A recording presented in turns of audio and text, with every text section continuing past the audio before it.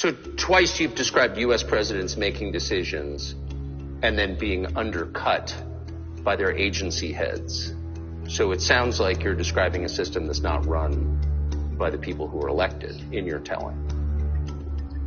Именно так. That's right. That's right. In the end, they just told us to get lost. Понимаете, я уже общался и с одним президентом США, и с другим, и с третьим. Президенты приходят и уходят, а политика не меняется. Знаете почему?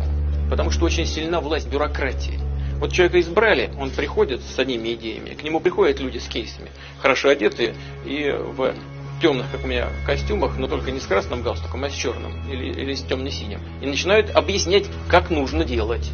И все сразу меняется, понимаете? Это происходит от одной администрации к другой.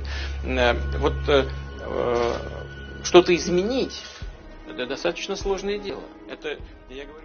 What Putin said last night, describing the conversation with Bill Clinton and then George W. Bush, underscores that although we have this perception that presidents are in charge and they're the ultimate decision makers, a lot of times they get sandbagged and circumvented by their subordinates. So I think Putin in that interview really showed some insight into how the deep state works and how it's thwarted peace. Because if Russia would have been brought into NATO, the reason for NATO to exist would have disappeared.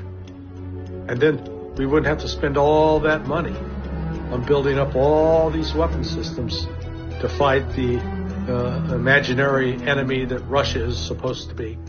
Partly the reason why our foreign policy has been so interventionist, has been so destructive, been so costly, has been such a big failure, is that an unelected group around the presidency in what we now call the deep state, the National Security Council, all of the 17 different intelligence agencies deep in the bowels of the State Department and the National Endowment for Democracy, to say nothing of the Pentagon and, the military-industrial complex and all the NGOs and all the think tanks. I mean, there's literally dozens and dozens of think tanks who live one way or another off government money through the back door or foundation money that's in the business of promoting the empire, promoting the neocon view of the world, promoting our intervention everywhere from the Idlib province in Syria to we're still, I note again, Mr. Trump, to his credit, wanted us to get out. And he was essentially vetoed by what some call the deep state, which is the neocon-infested political leadership that he installed at the head of American agencies. You talk to American military officers, for the most part, they don't want to get into a war with Iran. They don't.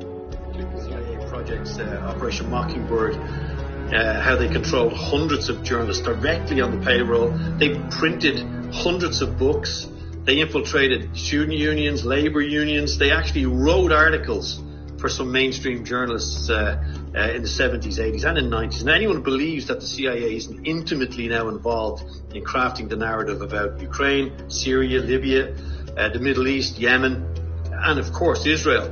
Anyone who can believe that is exceptionally naive and needs to re-educate themselves about the reality of how the CIA operates. But unhinged capitalism is destroying my own nation, the United States, and threatening the world because it's the military-industrial complex that Dwight D. Eisenhower warned us about, and he was part of himself, but he saw it as he was leaving his presidency and warned America about it. It has now taken control of both parties, Republican and Democratic Party. And we have now been feeding this war machine for decades. Endless wars in Afghanistan and Iraq. Right. Has AIPAC corrupted the Congress? It would be a lie if I said no. Just reading Walton Mearsheimer's Israel lobby and knowing what I know and what I have seen in my some 12 long years of exposure to the process at the highest levels, AIPAC owns the Congress in a real sense. And when it comes to voting and key votes, committee or whole House or Senate, they own the majority to do it. In the war of propaganda, it is very difficult to defeat the United States because the United States controls all the world's media and many European media. The ultimate beneficiary of the biggest European media are American financial institutions. Don't you know that?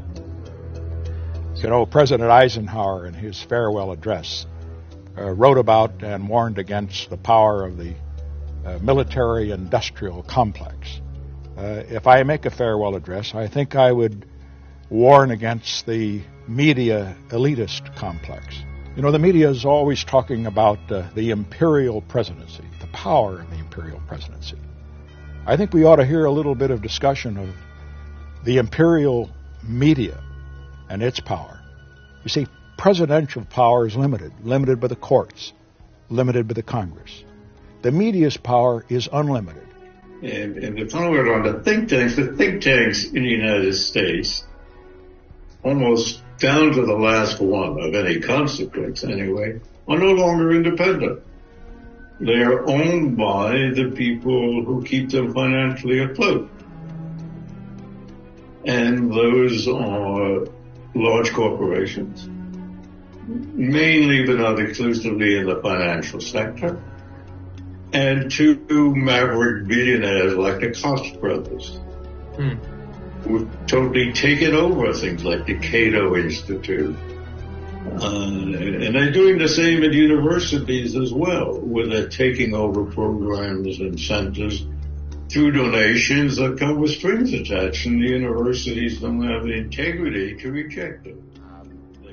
You had folks who went from the State Department directly, for example, to the Atlantic Council, which was this major facilitator between government to government censorship. The Atlantic Council is a group that was one of Biden's biggest political backers.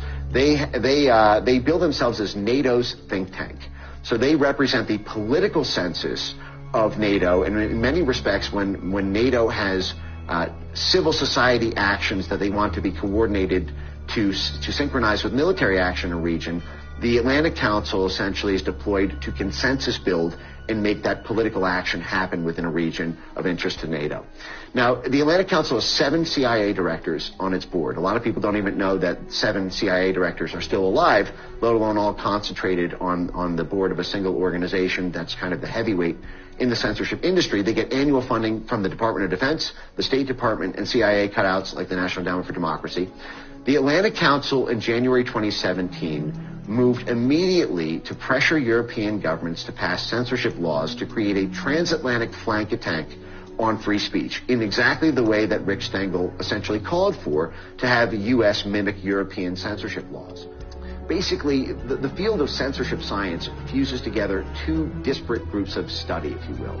There's the sort of political and social scientists who are the sort of thought leaders of what should be censored. And then there are the sort of quants, if you will. These are the programmers, the computational data scientists, computational linguistics. Every university, there's over 60 universities now who get federal government grants to do this censorship, the censorship work and the censorship preparation work. The term neocon simply applied to anyone who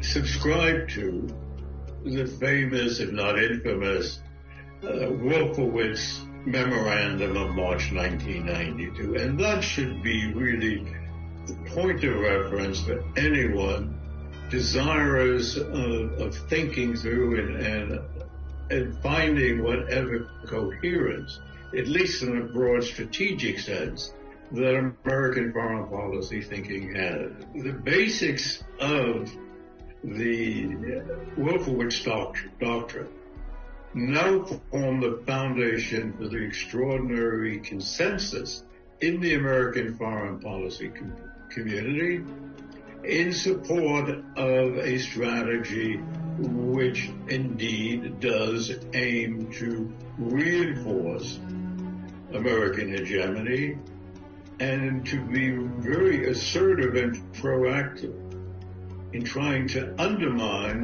those emerging powers which might challenge it. Well, because the goal of the West is to take and steal the resources of Russia. They want them all for themselves.